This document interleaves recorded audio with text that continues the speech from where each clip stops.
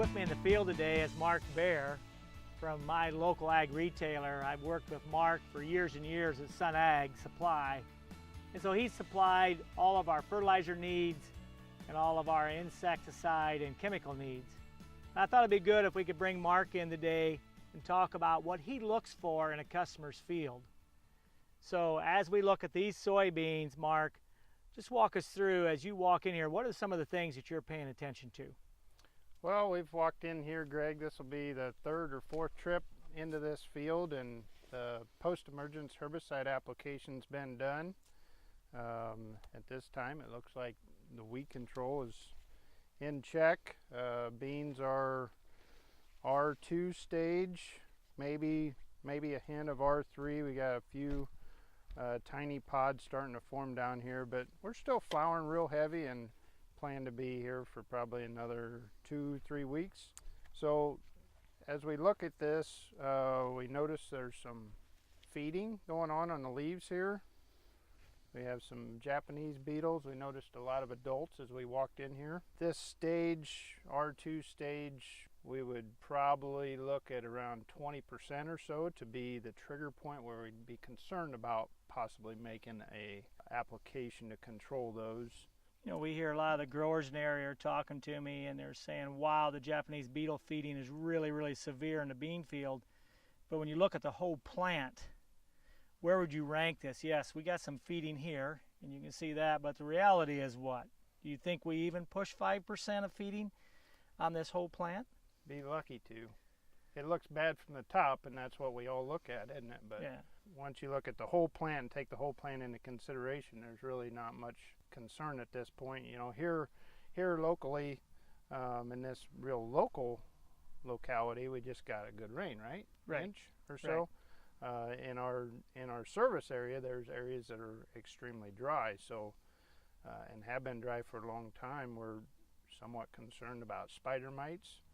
We've heard reports of spider mites not too far away, and with this forecast, that could bring those on. So as we think about being concerned about making an application for the Japanese beetle feeding here, we need to consider the ramifications if we do that. You know, at 360 with our undercover product, where we come from the bottom leaf up, when we look at any application of insecticide and a fungicide come from the bottom of the leaf, it becomes very, very advantageous when we talk about spider mites. You know, all spring, Mark, we've seen this cupping on the leaves. Talk a little bit about it. You know, I hear guys say, you know, did my neighbors spray some kind of dicamba that had drifted in? And you and I were just speaking a little earlier. Tell us about what you see in this, as far as this cupping on the leaf itself. Yeah, so we can see this cupping, and if you were to drive by on the road, or the untrained eye not knowing what the history has been in this field, it would be human nature to just blame it upon that. But knowing the history and knowing what's been done in this field here, and knowing how dry we've been here in the last month, these beans have been under some stress. And we know naturally that the beans, when they go into stress, we've seen that before, where they'll cup without anything being done to them. And here, these are Liberty Link soybeans. They've had an application of Liberty and ammonium sulfate. Ammonium sulfate in our non-GMO bean programs and the Liberty programs has really accentuated the cupping, and it would almost mimic dicamba, but we know that it's not.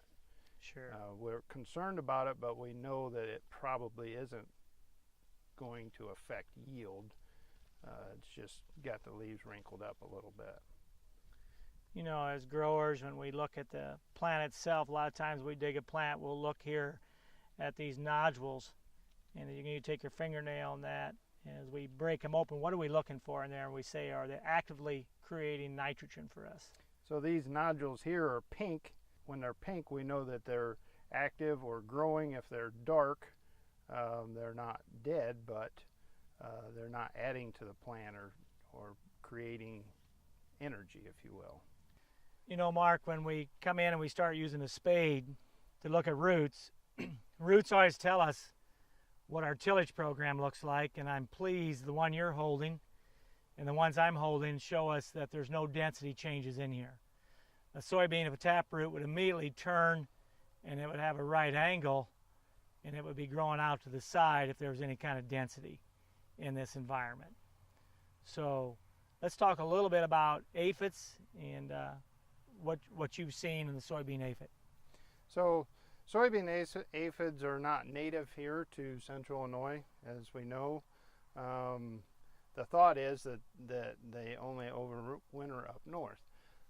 We have seen instances where along the Illinois River Valley they do overwinter, we believe, because we've seen them come in real early and stay very localized. Typically for scouting, I always like to look for the easy way out. So I talk to my aerial applicator quite often to find out when the airplane wings are catching them as they're flying and migrating. So that's about a week precursor to when we get to start to see them in the fields here. So that's always a benefit and a help as we come out in the bean field. Then once we know that the planes have been hitting them with the wings, we would look on the undersides of the leaves, stems, up and down in the plant. You know, a lot of times the aphids like to stay lower in the plant. It's cooler down there. So we'll look, you know, throughout the plant, pull a few plants, and at first, when we're scouting for the aphids on the ground, we have to walk a ways through the field trying to find them. They're not uniform. Some would think that a pest or a disease or a bug, it's going to be uniform wherever you walk in the field, and that's not the case. That's the reason for scouting and picking multiple points on where to check for them. So Mark, when we talk about staging these soybeans, and it's something that growers need to understand, so when they talk, if they're ag chem supplier, what stage you're at, when we talk about treatments, how would you stage this particular plant? So looking here, Greg, we've got flowers. You can see flowers clear to the top of this plant. We can see we're a long ways from this plant being fully grown. And down here at the base, we can see baby pods being formed. So we would say that this is in late R2, beginning R3 roughly. Beans aren't an exact science, so the stages aren't cut and dry, but that's relative.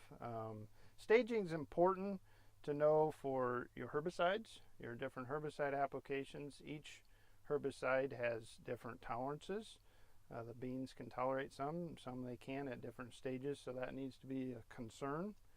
You know, with the water hemp and the late flushes that we're getting, you know, that's been a problem. We all know that, but we have to evaluate potential yield hit or yield loss to the weeds there. Thankfully here in these Liberty beans there is none. Also from a disease perspective or a fungicide application, as we move into R3, that's where we begin to think about those applications, scouting for the disease if it's present, and then making those applications as we go. As we talk about fungicide applications, you know, we're in a $10 bean market, so give me your best recommendations. If there's very little disease present, what would we have to just be an even wash or break even compared to a lot of disease? So as we think about a fungicide application, Greg, we'd also, if we were going to make that, I would probably encourage the use of an insecticide along with the fungicide. There seems to be a synergistic effect there. So I probably wouldn't go with one without the other. So as we think about that, having it flown on, the cost of a combination with an aircraft is around $35 an acre. So in today's bean market at $10 an acre, you know, it's about a wash. We would say under minimal or no pressure that you could expect somewhere between 3 and 5 bushel, we would hope, response from that application or savings, however you look at that. So right now, today, no money to be gained, but maybe there's some protection in the future that we don't know that hasn't come yet either. Sure. Well, that's a good rule of thumb. You know, that 3.5 bushel is a break even, and you and I have both seen checks at well over 10 bushel when the disease is present. So that's why we scout.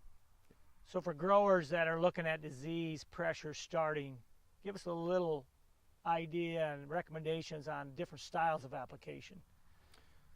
So as we think about our application choices, if we were to come into this field here and make a fungicide, an insecticide, or both application, you really have three choices. So we have the airplane, which that works well. We can call them at any time.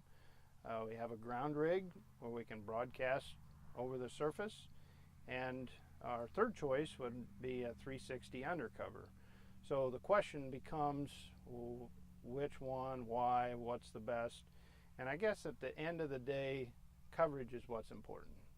And so how you get that coverage is what we're after. Sure. And so any one of those can get the job done. We do know with 360 undercover, we're probably going to achieve maximum coverage from the top of the canopy to the bottom, where we can spray from the top down and from the bottom up. So any one of those three options would work well. At the end of the day, it's important that we place chemistry where the insect or the disease is at to get maximum protection. Very well said.